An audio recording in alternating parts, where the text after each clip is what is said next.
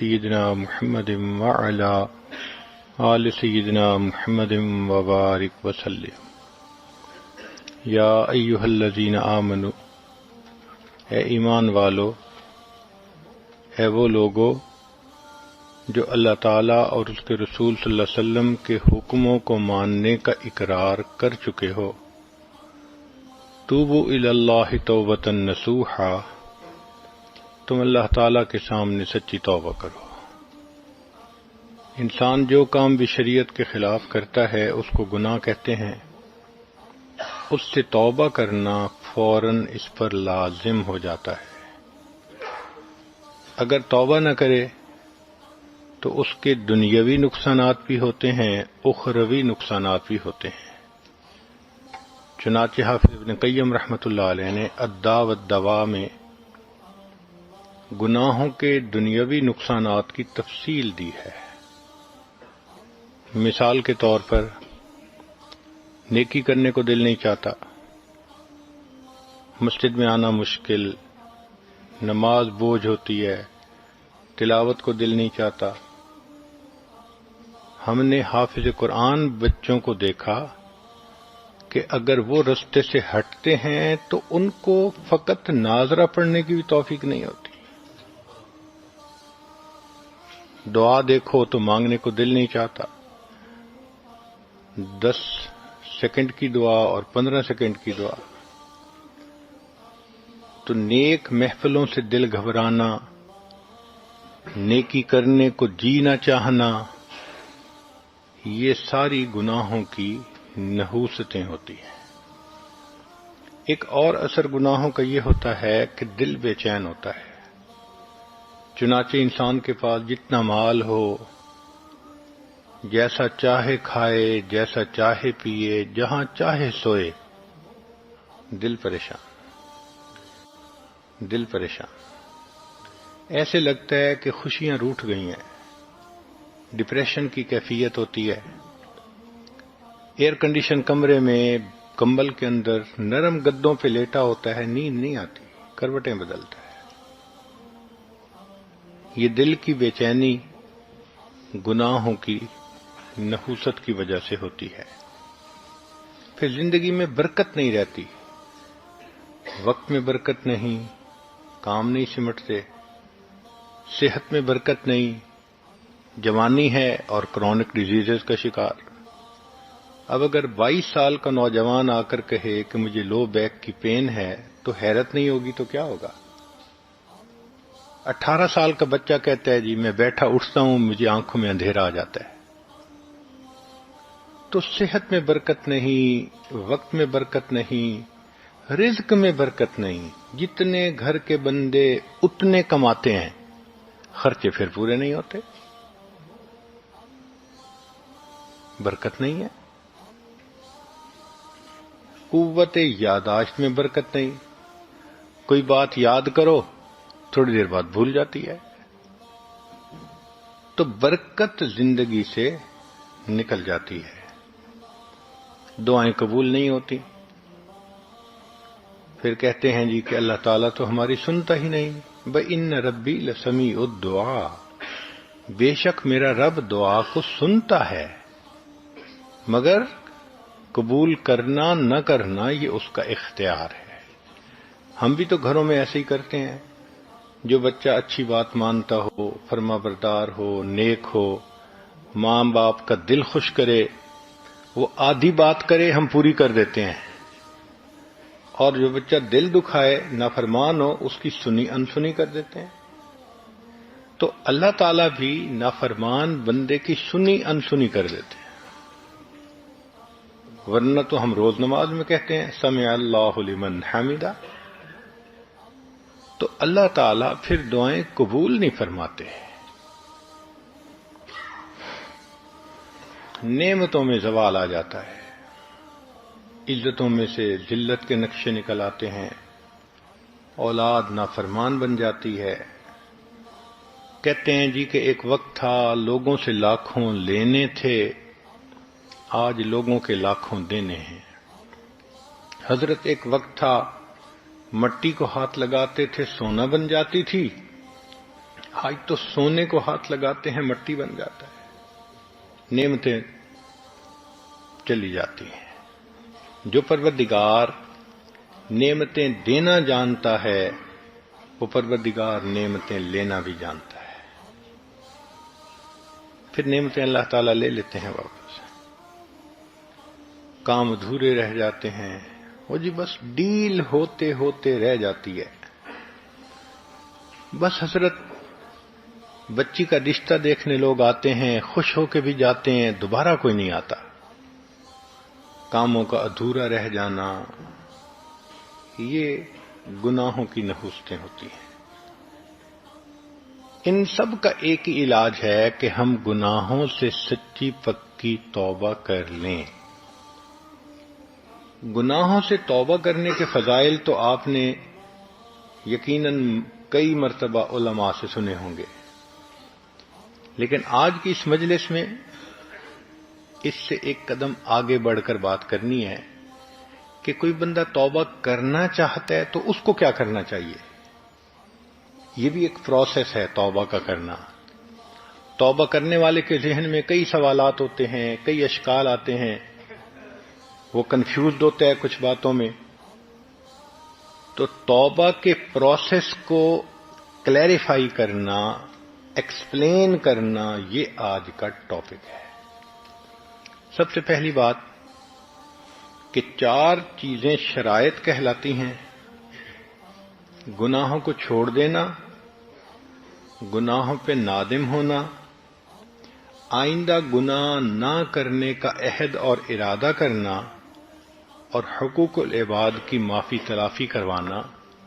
یہ 4 شرائط ہیں۔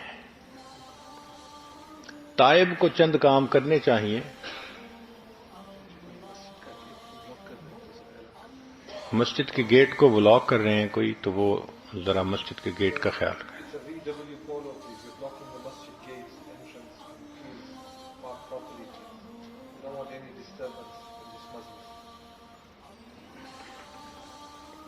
نمبر کیا ہے؟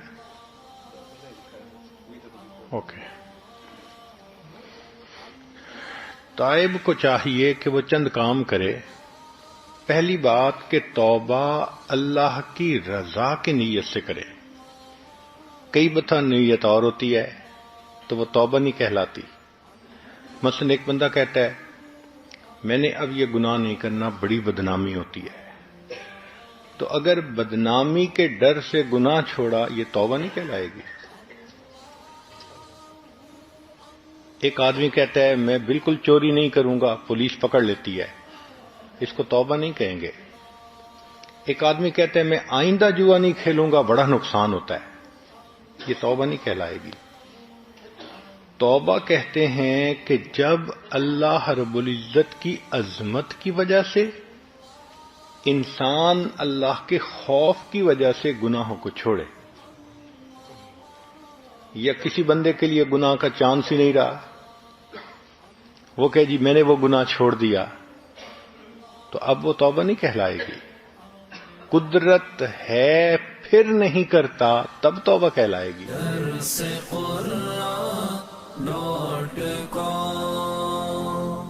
تو تائب کو چند کام کرنے چاہیے۔ سب سے پہلے کہ برے دوستوں سے جدائی اختیار کرے، یہ سب سے پہلا کام ہے اور اہم کام ہے۔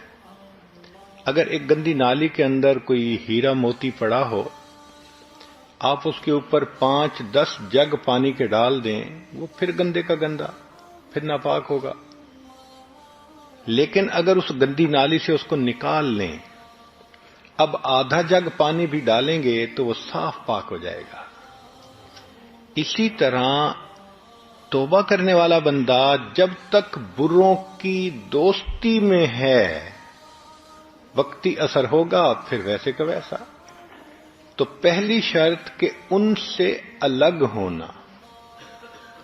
امام غزالی رحمت اللہ علیہ نے لکھا ہے یار بد مارے بد سے بھی زیادہ برا۔ فارسی میں یار بد کہتے ہیں برے دوست کو، اور مارے بد کہتے ہیں زہریلے سانپ کو۔ تو وہ کہتے ہیں کہ برا دوست زہریلے سانپ سے بھی زیادہ برا. یہ بات سمجھ میں آتی ہے کہ اگر زہریلے سانپ نے کاٹ لیا انسان کی جان ضائع ہو جاتی ہے، اگر برا دوست ڈس لے انسان کا ایمان ضائع ہو جاتا ہے. تو برا دوست برے سانپ سے بھی زیادہ، زہریلے سانپ سے بھی زیادہ برا. آگے انہوں نے ایک بات اور لکھی، وہ فرماتے ہیں کہ یار بد شیطان سے بھی زیادہ برا. شروع میں جب یہ بات پڑھی تو اس کو ڈائجسٹ کرنا تھوڑا ڈیفیکلٹ ہو رہا تھا. ذہن میں بار بار خیال آ رہا تھا کہ برا دوست کوئی بھی ہوگا کلمہ گو ہوگا، تو کلمہ گو انسان شیطان سے کیسے برا ہو گیا؟ بھئی شیطان تو بدبخت مردود ہے، ملعون ہے، اور یہ مومن کلمہ گو تو ہے، تو یہ شیطان سے کیسے برا؟ مگر امام غزالی رحمت اللہ علیہ نے اس کی آگے ڈیٹیل بتائی اور بات کو بالکل صاف کر دیا. انہوں نے فرمایا کہ شیطان انسان کے ذہن میں گناہ کا وسوسہ ڈالتا ہے، گناہ کا خیال ڈالتا ہے. اس آئیڈیے کو بائی کرنا یا نہ کرنا یہ بندے کا چوائس ہے. آپ چاہیں تو وسوسے کو جھٹک دیں، چاہیں تو اس پر عمل کر لیں. شیطان فورس نہیں کر سکتا، وہ صرف آئیڈیا دیتا ہے، میسج بھیجتا ہے. اب اس پر عمل کریں نہ کریں یہ اپنا اختیار ہے. مگر جو برا دوست ہوتا ہے وہ صرف دماغ میں گناہ کا خیال ہی نہیں ڈالتا، بندے کا بازو پکڑ کر اس سے گناہ کا ارتکاب کروا دیتا ہے. تو معلوم ہوا کہ برا دوست شیطان سے بھی زیادہ برا ہوتا ہے.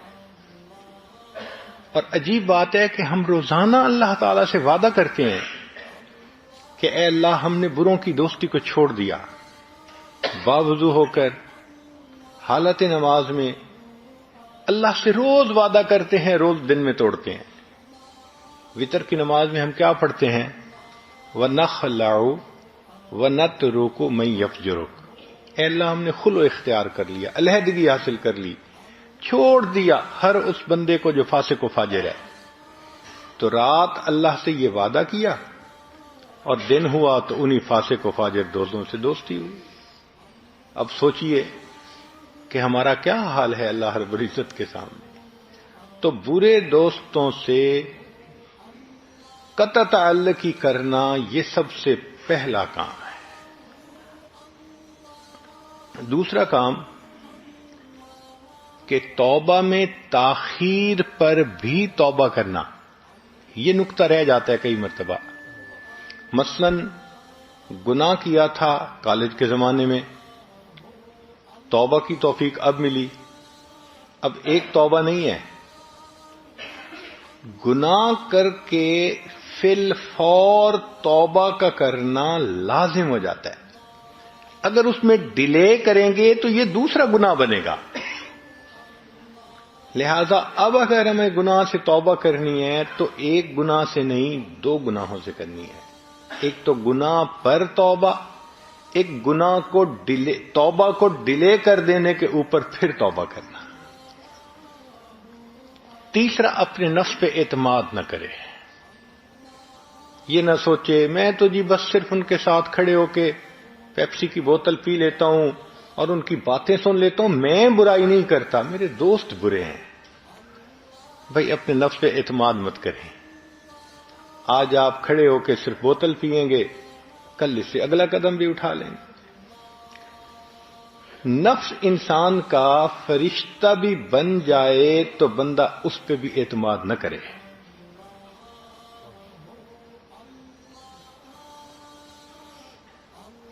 اس لیے کہ کسی وقت انسان کا نفس اس کو دھوکہ دے سکتا ہے. لہذا اگر برے دوستوں کے میسیجز ہیں ان کو ڈیلیٹ کرنا، ان کے نمبر ہیں ان کو ڈیلیٹ کرنا، اگر ان کی تصویریں ہیں ان کو ختم کرنا، اگر ان کے گفٹ وغیرہ دیے گئے ہیں تو ان یادداشت کا ختم کرنا یہ ضروری ہوتا ہے. حقوق اللہ کو بھی پورا کرے اور حقوق العباد کو بھی پورا کرے.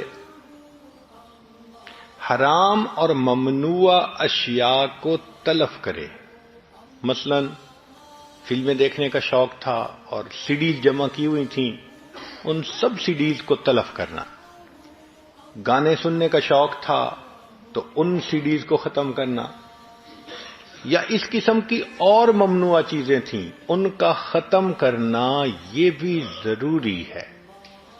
مثال کے طور پہ ایک بندہ شراب پیتا تھا، وہ کہتا ہے جی میں نے توبہ تو کر لی، لیکن یہ شیشے کے برتن ہیں، میں ان کو دھو کے اب میں ان میں مشروب پی لوں گا، پانی پی لوں گا.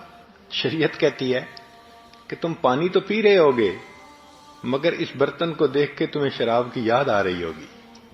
تو جو چیز تمہیں گناہ کی یاد دلاتی ہے اس کا نشان مٹانا یہ بھی ضروری ہے. برتن ہی توڑو، ختم کرو. حرام مال سے پرورش پانے والا بدن ہے، اس کو نیکی میں خرچ کریں. بعض دفعہ یہ مسئلہ آتا ہے، میں نے جی سود کے پیسے لیے کاروبار کیا، حرام کا پیسہ کھایا، والد نے رشوت کا پیسہ لیا، والد نے فلاں کام کیا. تو بھئی اگر حرام مال سے کوئی بدن پلا، اب وہ تو پل چکا، مکافات یہ ہے کہ اب اس بدن کو دین کے کام میں لگائے. اللہ کے راستے میں نکلو، لگاؤ چلہ، 3 چلے 1 سال. جس بدن نے گناہ سے پرورش پائی، اب اس بدن کو اللہ کے دین کے لیے استعمال کریں. اس بدن سے نوافل پڑھیں، نمازیں پڑھیں، تلاوت کریں، بیت اللہ کے جا کر عمرہ کریں، حج کریں. اس بدن کو انسانوں کی خدمت میں استعمال کریں، نیک کاموں میں استعمال کریں، تو یہ اس کی مکافات ہوگی. پھر نیک دوست بنانا. ایک بہت اچھا طریقہ نیک رہنے کا یہ بھی ہے کہ انسان نیک لوگوں سے دوستی کر لے. المرء علی دین خلیلہ فلینظر احدکم من یخالل. انسان اپنے دوست کے دین پر ہوتا ہے. اب تم میں سے ہر بندہ دیکھے کہ وہ کس سے دوستی کر رہا ہے. حضرت شیخ الحدیث رحمۃ اللہ علیہ نے ایک مثال دی ہے حدیث پاک سے کہ نیک دوست کی مثال عطر کے دکان والے کی طرح ہے. پرفیوم کی دکان ہے کسی دوست کی، آپ اس کے پاس جا کر بیٹھیں گے تو یا تو وہ پرفیوم کی شیشی ہی دے دے گا، نہ دی تو جب تک بیٹھیں گے خوشبو تو آئے گی. اور برے دوست کی مثال وہ کوئلے کی دکان والے کی طرح ہے. جا کے بیٹھیں گے یا تو دے گا تو کوئلے ملیں گے، نہ بھی دیے تو کوئلوں کی سیاہی تو کپڑوں کو لگے گی ہی صحیح. نیکاں دے لڑ لگیاں میری جھولی وچ پھل پے، بریاں دے نہ لگیاں میرے اگلے بھی ڈل پے. نیکوں کے ساتھ لگنے سے میری جھولی میں پھول بھر گئے اور بروں کے ساتھ لگنے سے میرے پہلے پھول بھی نیچے گر گئے. تو نیکوں کو دوست بنائیے، یہ بھی توبہ کرنے والے کے لیے ایک اہم چیز ہے. پھر توبہ پر استقامت رکھنے کے لیے، مضبوط رہنے کے لیے تائبین کے واقعات کو پڑھیں. جن لوگوں نے توبہ کی، کتنی پکی توبہ کی، ان کے واقعات کو پڑھ کے انسان کی ہمت بندھ جاتی ہے. قبیلہ غامدیہ کی ایک عورت نبی علیہ السلام کی خدمت میں حاضر ہوتی ہے. اے اللہ کے حبیب صلی اللہ علیہ وسلم، مجھ سے بڑا گناہ سرزد ہو گیا. نبی علیہ السلام چہرے انور دوسری طرف فرما لیتے ہیں. وہ ادھر سے آ کے کہتی ہے، اے اللہ کے حبیب صلی اللہ علیہ وسلم، مجھ سے بڑا گناہ سرزد ہو گیا. اللہ کے حبیب صلی اللہ علیہ وسلم نے رخ تیسری طرف کر لیا. پھر اس نے یہی کہا، پھر چوتھی طرف کر لیا. جب اس عورت نے 4 مرتبہ اقرار کیا کہ میں نے بڑا گناہ کر لیا، تو نبی السلام نے فرمایا تجھے وہم ہو گیا ہوگا.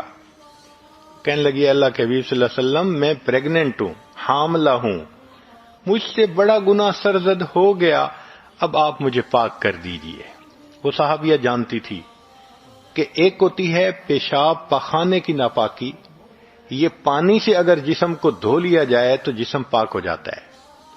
ایک ہوتا ہے زنا کی ناپاکی، ایسا بندہ 70 مرتبہ بھی پانی سے غسل کر لے اس کا جسم پاک نہیں ہوتا، یا تو اس کو حد پاک کرتی ہے یا اللہ کے سامنے سچی توبہ پاک کرتی ہے۔ وہ جانتی تھی کہ اب میرا جسم پاک نہیں ہو سکتا، میں ناپاک جسم کے ساتھ ہوں۔ چنانچہ نبی علیہ الصلوۃ والسلام نے فرمایا کہ اچھا اگر حاملہ ہو تو تم جاؤ، جب وضع حمل ہو جائے، بچے کی ولادت ہو جائے پھر آنا۔ یہ عورت چلی جاتی ہے۔ اب بچے کی پیدائش میں 9 مہینے کا وقت لگتا ہے۔ اس عورت کے پاس بڑا ٹائم تھا، سفیشینٹ ٹائم تھا، وہ اپنی رائے بدل بھی سکتی تھی، وہ اس بستی سے کہیں دوسری بستی جا کے رہ سکتی تھی، کچھ بھی کہہ سکتی تھی، مگر نہیں، یہ 9 مہینے گزارنے اس عورت کے لیے مشکل ہو گئے تھے۔ کیوں؟ اس کے ذہن میں یہ خیال تھا اگر میری اس دوران موت آ گئی، میں قیامت کے دن اپنے رب کے سامنے ناپاک جسم کے ساتھ کھڑی کی جاؤں گی، اور مجھے پاک ہونا ہے۔ پیچ و تاب کھا رہی تھی، ایسا اللہ کا خوف اس کے دل میں بیٹھ گیا تھا کہ وقت نہیں گزرتا تھا۔ وہ دعائیں مانگتی تھی، میرے بچے کی ولادت ہو، میں پاک ہو سکوں۔ اس کو پتا تھا جب حد قائم ہوگی تو میرے قبیلے کی بدنامی ہوگی، ماں باپ کی بدنامی ہوگی، خاوند کی بدنامی ہوگی۔ اس کو پتا تھا کہ مجھے پتھر لگیں گے حتیٰ کہ میری موت آئے گی۔ اس کو ہر چیز کا کلیئر کنسپٹ تھا، مگر وہ یہ بھی جانتی تھی کہ دنیا کی ذلت چھوٹی ہے، آخرت کی ذلت اس سے زیادہ بڑی ہوا کرتی ہے۔ اس لیے اس نے ایک کمٹمنٹ دل میں کر لی تھی کہ مجھے پاک ہونا ہے۔ حتیٰ کہ بچے کی ولادت ہو جاتی ہے، وہ اپنے بچے کو لے کے آئی، اے اللہ کے حبیب صلی اللہ علیہ وسلم میرے بچے کی ولادت ہو گئی۔ نبی صاحب نے فرمایا اچھا جاؤ اس کو دودھ پلاؤ۔ اب دودھ پلانے میں 2 سال آمین کاملین 2 سال لگ جاتے ہیں۔ اب سوچئے 2 سال پھر اس عورت کو گزارنے پڑے، مگر اس عورت کے لیے یہ وقت گزارنا مشکل تھا۔ حتیٰ کہ اس نے دودھ چھڑوایا، بچے کو کوئی سالڈ روٹی کا ٹکڑا کھانے کو دیا اور پھر لے کے آئی۔ اے اللہ کے حبیب صلی اللہ علیہ وسلم بچے نے کھانا کھانا شروع کر دیا، اب میں دودھ پلا کے فارغ ہو گئی۔ نبی اسلام نے فرمایا اچھا اب اس پہ حد قائم کی جائے۔ چنانچہ اس پر حد قائم کی گئی۔ اس کو پتھر مارتے ہوئے ایک صحابی نے ذرا کچھ ناگواری کے الفاظ کہہ دیے کہ تجھے اپنے خاندان کی ذلت کا بھی احساس نہ ہوا کہ تو نے ایسا بڑا کام کرتوت کر لیا، منہ کالا کیا۔ جب انہوں نے اس قسم کی بات کہی، نبی اسلام نے فرمایا لقد تابت توبۃ، اس عورت نے ایسی سچی توبہ کی ہے، لو قسمت بین 70 من اہل المدینہ وسعتہم، اگر مدینہ کے 70 گنہگاروں پر توبہ کا ثواب تقسیم کیا جاتا، اللہ 70 کے گناہ معاف فرما دیتے۔ یہ ہیں سچی توبہ کرنے والے لوگ جو بتا دیتے ہیں کہ ہاں واقعی عہد ایسے کیا جاتا ہے۔ اب تائب کے دل میں یہ اشکال پیدا ہوتا ہے، میں نے جی تو 13-14 سال کی عمر سے گناہ کرنا شروع کیا اور اب تو میری عمر 40 سال ہو گئی، میں نے تو بہت گناہ کیے۔ ٹھیک ہے، گناہ بہت زیادہ ہیں، مگر اللہ کی رحمت اس سے بھی زیادہ ہے۔ فرمایا اے میرے بندے، اگر تیرے گناہ ساری دنیا کے ریت کے ذرات کے برابر ہیں، اگر تیرے گناہ سمندروں کے پانی کے قطروں کے برابر ہیں، اگر تیرے گناہ ساری دنیا کے درختوں کے پتوں کے برابر ہیں، اگر تیرے گناہ آسمان کے ستاروں کے برابر ہیں، تیرے گناہ تھوڑے ہیں، میری رحمت زیادہ ہے، تو توبہ کرے گا، میں تیری توبہ کو پھر بھی قبول کر لوں گا۔ بخاری شریف کی روایت ہے، بنی اسرائیل کا ایک آدمی تھا جس نے 100 بندوں کو قتل کیا تھا. پھر وہ توبہ کی نیت سے اپنے گھر سے نکل پڑا. اللہ کی شان کے راستے میں موت آ گئی تو جنت کے فرشتے بھی آئے اس کی روح لینے کے لیے، جہنم کے فرشتے بھی آئے. جنت کے فرشتوں کے پاس یہ دلیل تھی کہ یہ توبہ کی نیت سے نکل پڑا. جہنم کے فرشتے کہتے تھے کہ کی تو نہیں ہے نا ابھی، اس لیے ہم جہنم لے جاتے ہیں. معاملہ اللہ تعالیٰ کے حضور پیش ہوا. رب کریم نے فرمایا میرے فرشتوں اس کے راستے کی پیمائش کرو. اگر یہ گھر سے قریب ہے تو ابھی توبہ نہیں ہوئی، اگلی بستی کے قریب ہے تو پھر توبہ ہو گئی. روایت میں ہے کہ اس بندے کو جہاں موت آئی تھی وہ بالکل آدھا حصہ تھا اور مرتے مرتے اس کی لاش اگلی طرف گری تھی. اور بعض روایات میں ہے کہ نہیں، اللہ نے اس زمین کو حکم دے دیا تھا میری زمین تو سکڑ جا. وہ اتنا سکڑی کہ صرف اس کی لاش اگلی بستی کی طرف جا کر گری. 1/2 پوائنٹ سے رب کریم نے فیصلہ کیا، توبہ کی نیت سے چل پڑا تھا، چونکہ آدھا راستہ نکل کے آگے پہنچ گیا، میں نے سب گناہوں کو معاف فرما دیا. کبھی ذہن میں یہ خیال آتا ہے میں تو جی توبہ کرنا چاہتا ہوں، میرے دوست مجھے توبہ نہیں کرنے دیتے، وہ مجھے میری جان نہیں چھوڑتے، وہ بد کردار مجھ پہ چڑھائی کرتے ہیں. بھئی ٹھیک ہے، برے دوست برائی کا سلوک کرتے ہیں، تھریٹ کرتے ہیں، ہم بدنام کر دیں گے، ہم فیس بک کے تمہاری تصویریں دے دیں گے، ہم تمہارا کچا چٹھا نکال دیں گے. اور انسان کے راز بھی ان کے پاس ہوتے ہیں، بدنامی کا ڈر بھی ہوتا ہے. مگر جب بندہ فیصلہ کر لیتا ہے تو پھر یہ صدا بصحرا ہوتی ہے، پھر یہ چیزیں کچھ نہیں کہتی. انسان کو چاہیے کہ استقامت کے ساتھ اللہ کے اس امر پر، حکم پر ڈٹ جائے. اللہ اس ذلت میں سے عزت کے نقشے نکال دیں گے. چنانچہ ایک صحابی تھے کعب بن مالک رضی اللہ تعالی عنہ. ایک سفر میں جانے میں ان سے دیر ہوئی تھی تو نبی علیہ الصلوۃ والسلام نے صحابہ سے کہہ دیا تھا کہ بھئی اس سے بات نہ کریں جب تک کہ اللہ فیصلہ نہیں کر دیتے. ہر کسی نے بولنا چھوڑ دیا تھا. وہ صحابی کہتے ہیں کہ وہ 40-50 دن میرے لیے اتنے مشکل تھے کہ مجھے چین نہیں آتی تھی. مجھے ذہن میں یہ خیال آتا تھا اگر اس حالت میں میری موت آ گئی کہ نبی علیہ السلام مجھ سے نہیں بات فرما رہے تو قیامت کے دن میں کیا چہرہ لے کے اللہ کے سامنے جاؤں گا. اور کبھی یہ خیال آتا تھا کہ اگر اس دوران اللہ کے حبیب صلی اللہ علیہ وسلم نے پردہ فرما لیا پھر میرا کیا بنے گا. چنانچہ نہ دن گزرتا تھا نہ رات گزرتی تھی، حتی اذا ضاقت علیہم الارض بما رحبت، زمین اپنی پوری فراخی کے باوجود میرے اوپر تنگ ہو گئی، میرا جینا دوبھر ہو گیا تھا. اتنی ایکیوٹ ڈپریشن کی کنڈیشن تھی. اس میں وہ فرماتے ہیں میں اپنے گھر سے نکلا، بازار میں سے گزر رہا تھا، ایک بندہ ملا، کہنے لگا جی کہ جو قریبی ملک ہے غسان، اس بادشاہ نے آپ کو ایک پیغام بھیجا ہے، رکا بھیجا ہے.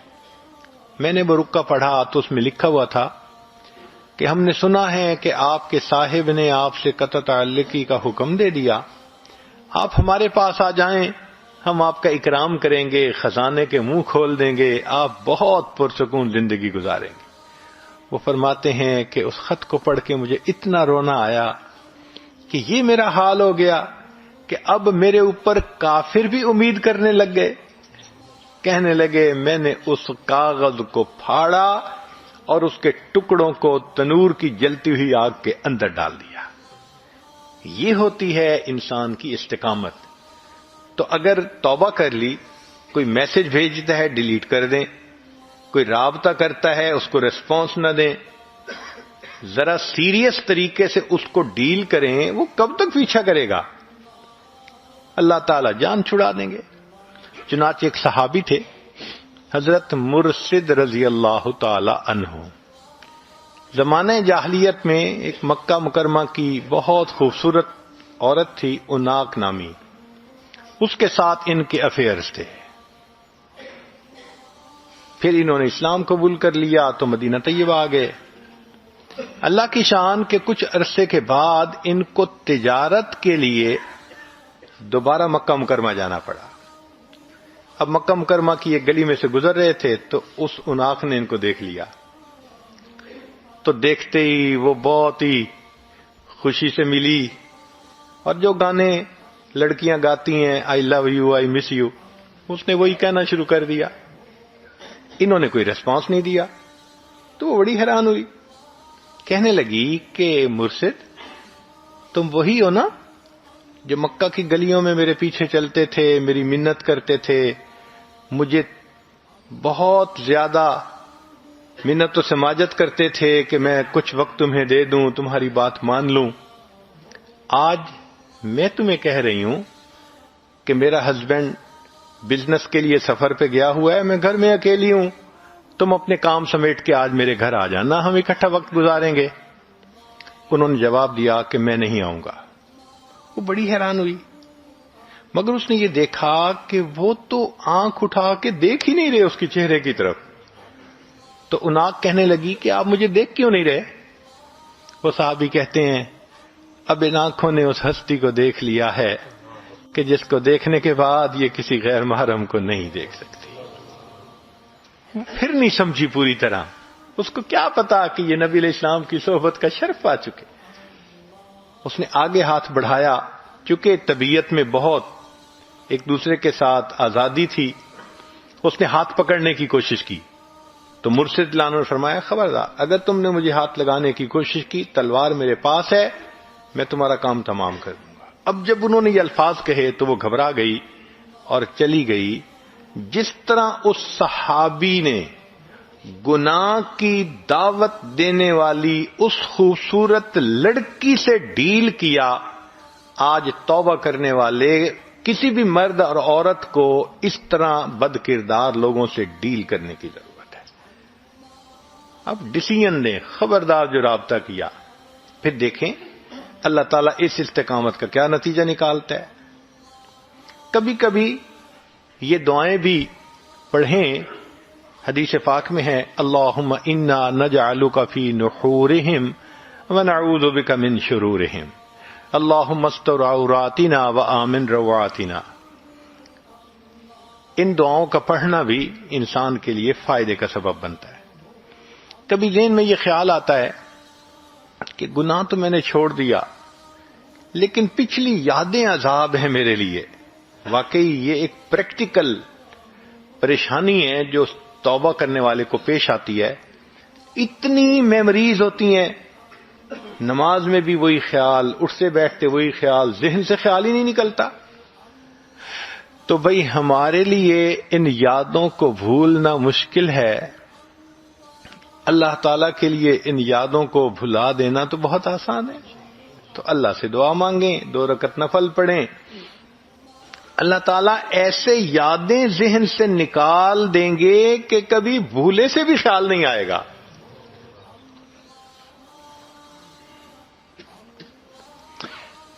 ایک ذہن میں سوال یہ آتا ہے کہ کیا توبہ کرنے والے بندے کو گناہ کا اعتراف کرنا ضروری ہے؟ جواب جی ہاں، گناہ کا اعتراف اللہ رب العزت کے سامنے کرنا ضروری ہے۔ چنانچہ نبی علیہ الصلوۃ والسلام نے دعا سکھائی جس میں ہے ابوء لک بنعمتک، اے اللہ میں آپ کی نعمتوں کا بھی اعتراف کرتا ہوں، وابوء بذنبی، اور میں اپنے گناہوں کا بھی اعتراف کرتا ہوں۔ تو گناہوں کا اعتراف تو کرنا ہی پڑتا ہے، دنیا میں کر لے تو بہت بہتر، ورنہ جہنم میں جا کے تو ہر بندہ کا اعتراف کر لے گا۔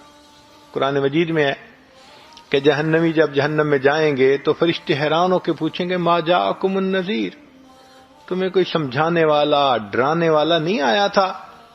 قالوا بلا قد جاءنا نذیر، کہیں گے ہاں آئے تو تھے سکھانے والے، سمجھانے والے، ڈرانے والے، ہم نے ان کی بات پہ توجہ ہی نہیں کی، ہم نے کہا کوئی چیز نازل نہیں ہوئی، فلاں نہیں فلاں نہیں، اور آخر پر نتیجہ نکالیں گے لو کنا نسمع، اے کاش اگر ہم سنتے ان کی بات، او نعقلو، یا ہمارے اندر عقل کی رتی ہوتی، ما کننا فی اصحاب السعیر، ہم دوزخ میں جانے والوں میں سے نہ بنتے، فاعترفوا بذنبہم فسحقا لاصحاب السعیر۔ اللہ فرماتے ہیں اپنے گناہوں کا اعتراف کریں گے اس وقت۔ تو بھئی یا تو دنیا میں اعتراف کر لیں اللہ کے سامنے تنہائی میں بیٹھ کے اور معافی مانگ لیں، ورنہ پھر جہنم میں جا کے تو ہر بندے کو اعتراف کرنا ہی پڑے گا۔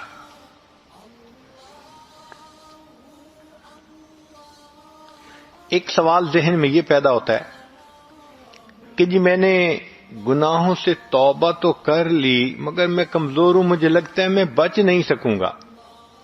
بھئی میں نہیں بچ سکوں گا، اللہ تعالیٰ تو اس پر قادر ہے کہ ہمیں بچا دے، تو اللہ سے دعا مانگیے، اللہ سے مدد مانگیے۔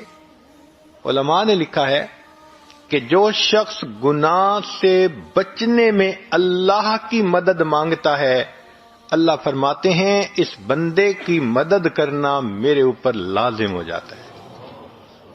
اللہ پر کوئی چیز لازم نہیں ہے، مگر سمجھانے کی خاطر یہ لفظ استعمال ہوا ہے کہ اللہ فرماتے ہیں کہ یہ مجھ سے مدد مانگ رہا ہے۔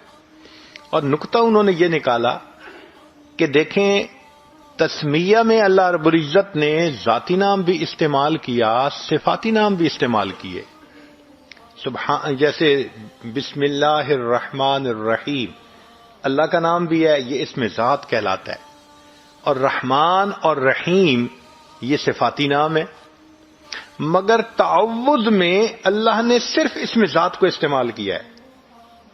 اعوذ باللہ من الشیطان الرجیم، ایسے نہیں ہے جیسے بسا اوقات قراء پڑھتے ہیں اعوذ باللہ السمیع العلیم من الشیطان الرجیم، نہیں ایسے نہیں ہے، اللہ نے صرف اسم ذات کو استعمال کیا۔ کیوں؟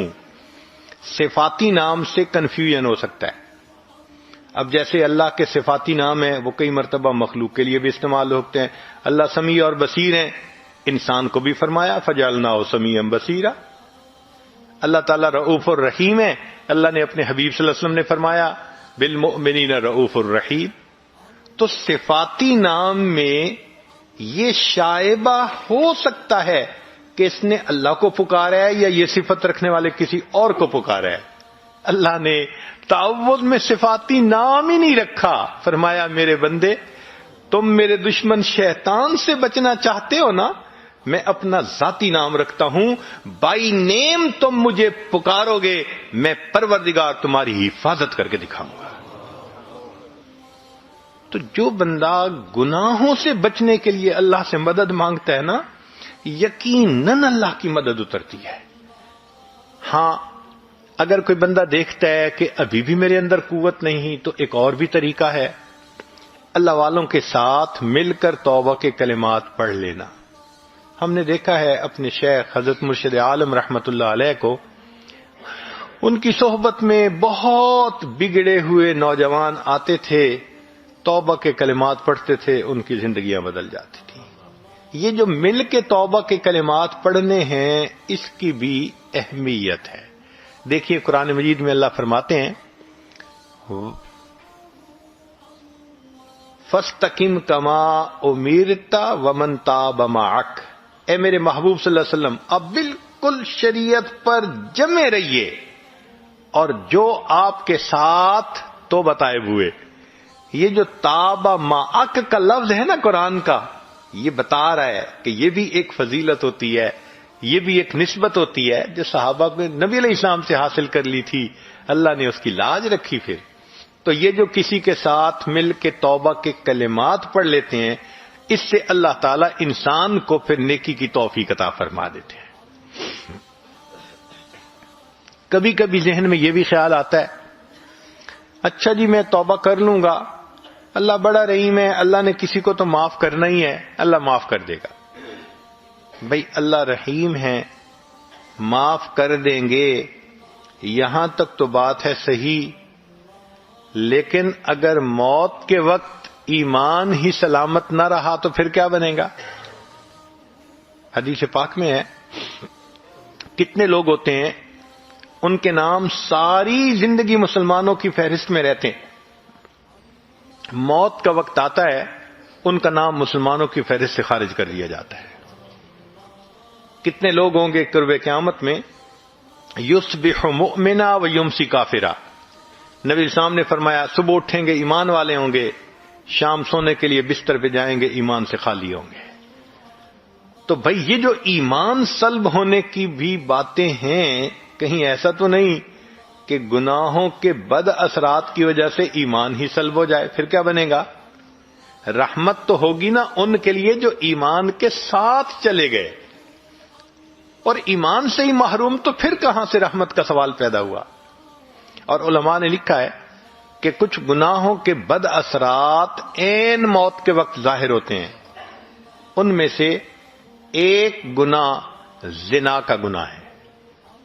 اس زنا کے گناہ کے اثرات دنیا میں تو ہوتے ہی ہیں، موت کے وقت بھی ظاہر ہوتے ہیں۔ میں نے ایک مرتبہ حضرت مرشد عالم رحمۃ اللہ علیہ سے یہ بات پوچھی، حضرت میں چھوٹا بھی ہوں، کم علم بھی ہوں، ناسمجھ بھی ہوں، تو مجھے کچھ باتیں نہیں سمجھ میں آتی، آپ اگر اجازت دیں تو میں آپ سے پوچھ لیا کروں۔ حضرت بہت خوش ہوئے، فرمان لگے پوچھا کرو۔ تو میں نے یہ سوال پوچھا کہ حضرت تلبیس ابلیس کتاب میں ایک واقعہ پڑھا ہے، ایک حافظ قرآن تھا جس نے کہ بد نظری کی، شہوت کی نظر کسی پر ڈالی، اور اس کی وجہ سے 20 سال کے بعد وہ قرآن پاک سے محروم ہو گیا، قرآن پاک سینے سے ہی نکل گیا۔ تو میں نے کہا کہ حضرت اس ایک مرتبہ کسی غیر کو دیکھنے پر اتنی بڑی محرومی کہ قرآن پاک سے محروم ہو گیا، یہ تو بہت بڑی سزا ہے۔ تو حضرت نے فرمایا اصل میں یہ اللہ کی غیرت کا معاملہ ہے۔ وہ کیسے؟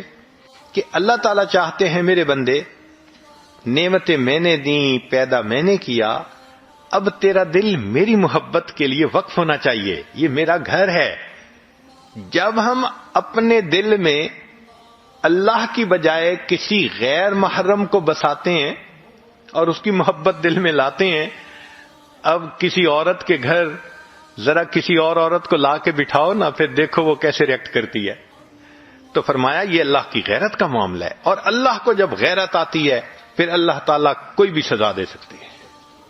تو اگر ایک مرتبہ کی بدنظری قرآن پاک سے محرومی کا سبب بن سکتی ہے، تو یہ جو آج اس کے ساتھ افیئر ہے، کل اس کے ساتھ ہے، پرسوں اس کے ساتھ ہے، میرا ٹائم نہیں گزرتا، میں تمہیں ہر وقت یاد کرتا ہوں، میسیجز چل رہے ہیں، ملاقاتیں ہو رہی ہیں، پھر اس کا نتیجہ کیا نکلتا ہے کہ انسان موت کے وقت ایمان سے محروم ہو جاتا ہے۔ علماء نے لکھا ہے زبان پہ فالج پڑ جاتا ہے، کلمہ پڑھنا بھی چاہے کلمہ نہیں پڑھ سکتا، اللہ توفیق چھین لیتے ہیں۔ تو اس لیے ایسے گناہوں سے توبہ کرنی فی الفور ضروری ہے۔ ایک سوال ذہن میں یہ پیدا ہوتا ہے کہ میں گناہ کرتا تھا، توبہ کر لی، پھر 1 مہینے میں نے گناہ نہیں کیا، پھر 1 مہینے کے بعد شیطان نے بہکا دیا، میں نے پھر گناہ کر لیا، تو کیا اب گناہ کرنے سے پہلی توبہ ٹوٹ گئی؟ جواب، پہلی توبہ نہیں ٹوٹی، وہ تو قبول ہو چکی۔ ہاں اب جو گناہ ہوا اس گناہ سے اب پھر توبہ کرنی یہ ضروری ہو گئی ہے۔ دیکھیں نا، آپ کے سیل فون کے اندر 100 میسیجز ہیں اور آپ سب کو ڈیلیٹ کر دیتے ہیں، اس کے بعد اگر کوئی میسج بھیج دیتا ہے تو پرانے میسج واپس تو نہیں نہ آ جاتے، وہ تو ڈیلیٹ ہو چکے۔ تو پہلی توبہ ہو چکی، اب اگر پھر گناہ ہو گیا بالفرض تو نئے سرے سے اس گناہ سے پھر توبہ کرنے کی ضرورت ہے۔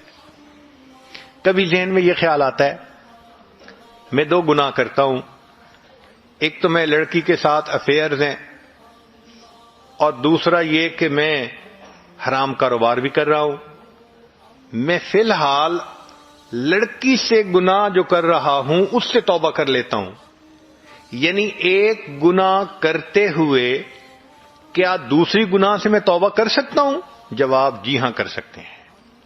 آپ اس گناہ سے توبہ کر لیجئے، عین ممکن ہے اس کی برکت سے اللہ آپ کو دوسرے سے بھی توبہ کی توفیق عطا فرما دیں گے. ورنہ عورتیں کہتی ہیں میں پردہ تو کرتی نہیں، میں نماز کیا پڑھوں؟ بھائی پردہ نہیں کرتی آپ نماز شروع کریں، اللہ پردے کی بھی توفیق دے دیں گے. ذہن میں یہ آتا ہے کہ جی میں نے تو پچھلے 20 سال سے نمازیں نہیں پڑھی، قضا کرتی تھی. تو بھائی اگر آپ نے کسی کا قرض ادا نہیں کیا اور اب ایک وقت میں دے بھی نہیں سکتے تو کیا کرتے ہیں؟ اس کی انسٹالمنٹ بنا لیتے ہیں. انسٹالمنٹ دینا شروع کر دیتے ہیں تو قرض لینے والے کو بھی تسلی ہو جاتی ہے. تو جس کی 20 سال کی نمازیں رہتی ہیں اس کو چاہیے کہ روزانہ 5 نمازیں کم از کم قضا پڑھا کرے. نوافل قبول نہیں ہوتے جس کی قضا نمازیں بچتی ہوں، اس کو چاہیے کہ نوافل کی بجائے بھی قضا نماز کی نیت کرے. تہجد میں قضا نماز پڑھے، اشراق کے وقت پڑھے، چاشت کے وقت، اوابین کے وقت، ہر وقت یہ پڑھے. ہاں جب اشراق کے وقت قضا نماز پڑھے گا اللہ خود بخود نماز بھی قبول کر لیں گے، نفلوں کا ثواب بھی دے دیں گے.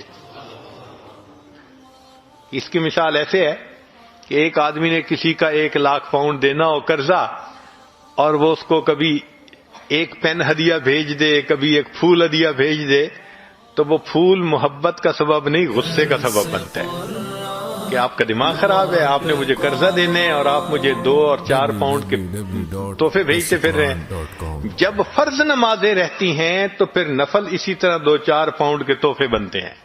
اس لیے قضا نمازیں پڑھنی اہم ہوتی ہیں. کسی نے روزے نہیں رکھے تو ان سب کا حساب لگا کر روزے رکھنے شروع کر دے. یہ شرط نہیں کہ گرمی میں روزے رکھے، آپ سردی کے موسم میں جب دن چھوٹے ہوتے ہیں بھلے اس وقت روزے رکھ لیں، مگر روزے رکھنے پڑیں گے. ہم نے بعض دوستوں کو دیکھا ہے 15-15 سال کی قضا نمازیں ادا کی اور 20-20 سال کے روزے رکھے انہوں نے. عورتیں خاص طور پر، چونکہ نماز تو ان کو معاف ہوتی ہے ایام میں، روزے تو قضا کرنے پڑتے ہیں، وہ روزے کی قضا نہیں کرتی اور بھول ہی جاتی ہیں. خاص طور پر اس کا حساب لگا کر ان فرائض کا پورا کرنا یہ ضروری ہے. ذہن میں آتا ہے کہ میں نے تو فلاں کی غیبت کی، میں کیا کروں؟ بھئی اگر آپ نے غیبت کی تو اب آپ ان سے معافی مانگ لیجئے، اور معافی مانگتے ہوئے ان کو ڈیٹیل بتانے کی ضرورت نہیں ہے. اگر ڈیٹیل بتائیں گے تو یہ دشمنی بن جائے گی، الٹا کام خراب ہو جائے گا. ہاں اتنا کہہ دیں جی آپ کے حقوق میں اگر مجھ سے کوئی کوتاہی ہوئی آپ مجھے معاف کر دیں. شریعت کہتی ہے اس نے کہہ دیا معاف کر دیا تو بھی معاف ہو گیا. اگر اس نے سن کر فقط مسکرا دیا کوئی بات نہیں پھر بھی معاف ہو گیا. تو دنیا میں تو معاف کروانا بڑا آسان ہے. ہمارے ایک بزرگ تھے، ان کی بڑی خوبصورت عادت تھی کہ جب کسی سے جدا ہونے لگتے تو کہتے کہ بھئی آپ کے تو میرے اوپر بڑے حقوق تھے، میں کمزور ہوں، پورے نہیں کر سکا، اس کوتاہی کو آپ معاف کر دیجیے. اللہ اکبر. دنیا میں خاوند بیوی سے معافی مانگ لے، بیوی خاوند سے معافی مانگ لے، دوست سے مانگ لے، دنیا میں معافی مانگنی آسان ہے، قیامت کے دن معافی ملنا مشکل کام ہے. قیامت کے دن اگر اللہ نے پوچھ لیا بتا تو نے فلاں کو کمینہ کیوں کہا تھا، فلاں کو ذلیل کیوں کہا تھا، بتا تو نے فلاں کو بے ایمان کیوں کہا تھا، تو جب انبیاء تھراتے ہوں گے اس وقت انسان کیا جواب دے سکے گا. آج